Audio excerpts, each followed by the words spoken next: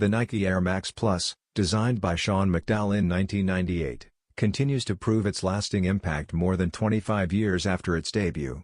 As 2026 approaches, the iconic silhouette is seeing a wave of fresh styles that help reinforce its relevance ahead of its 30th anniversary in 2028. One of the latest releases arrives in a midnight navy-themed colorway that blends familiar heritage with modern updates. Dark blue tones dominate the upper, creating a sleek and timeless look, while bold orange accents add contrast through the branding, midfoot shank, and visible Air Max cushioning.